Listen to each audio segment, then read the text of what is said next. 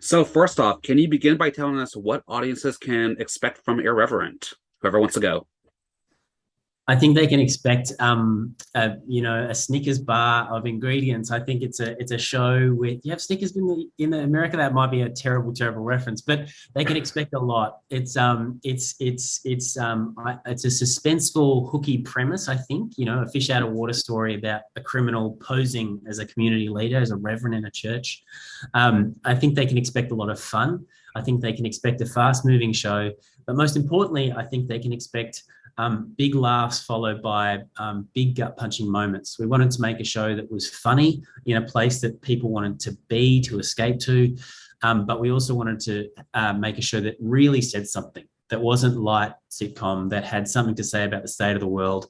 In a world that is, being torn apart politically and environmentally, we wanted to make a show about ultimately the goodness in people and connections in people. Awesome. Fantastic. And Patty, as a creator, how did the concept and idea for the series come to fruition? I was born into it. Actually, I can't really claim any genius inspiration. My dad is a church minister. Okay. I grew up with my parents, my mum and my dad, my sisters, my brother, in a tiny little remote congregation in Australia, and I kind of grew up seeing the craziness that happens in a small congregation. The minister and their partner is lent on for everything from, police matters to teaching at the school, to representing the sporting club, organising events, marriage counselling, things that are superfluous to what you would think a reverend would be. So I thought, what an amazing world to explore a community. And I thought, what if we put a twist on it where the person who is in the role of minister was very, very good with people, very talented at connecting and helping people, a criminal mediator, but actually didn't have any of the theological training that you would expect from a reverend. So my dad, as far as I know, is a qualified theologian and a reverend, not a criminal. But I thought, what an interesting TV premise if we could stress test the idea that doing good for people, even if you're forced into it by means of hiding out from mobsters in Chicago, Mhm. actually made you start to become a better person. For sure, definitely. And Debbie, Alistair, what did you enjoy the most about working on this series? Look, I think for me, a big part of the enjoyment for me was really supporting Paddy.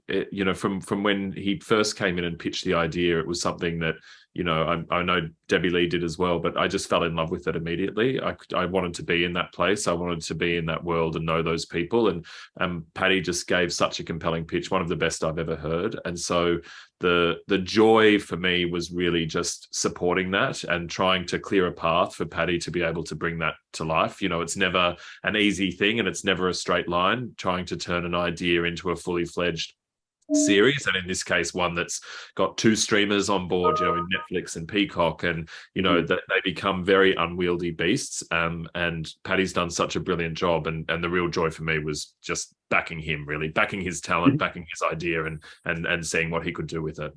Great. Debbie? Well, look, I've known Paddy for a long time. He's worked with our company for many years, and to help him bring that story to life and to watch him grow as the talent, the enormous talent that he has. Like, we always saw that potential, and to be able to back him and see him rise to this amazing challenge and produce a really wonderful show has been, I feel like, a proud aunt. Amazing. He's part of the family.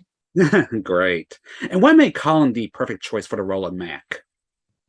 I mean, I think when people watch the show, I hope it'll be self-explanatory. I think Colin's range from like we had a show that was a tonal, salad, really. We had comedy and we had suspense and we had drama. We had really deep, heartfelt moments. We have heartbreak, we have victory, we have loss. And we needed a number one who could deliver all of those things. That shrinks the pool of actors down. We cast far and wide for this role. We wanted to get the person right. Colin, from his first audition, was absolutely outstanding and withstood a very, very rigorous casting process. But what made him perfect was that he was able to deliver a character that had light and shade, that had comic timing, that had the kind of heart we needed connect authentically with people, reluctant as it was at first. And those things are incredibly nuanced when you get into scene work. And Colin, from the very first audition through the chemistry tests to stepping on set on day one, had all of those things. It's a rare skill set in an actor. We found it in Colin. We went after him, and by some miracle, in the middle of COVID, in a big populous world, we got him. Awesome. Fantastic. Now, are there any LGBTQ plus themes we should be on the lookout for in this series? There are. I mean, what we've done with, I hope we have a diverse series across race, across sexuality, across all kinds of things.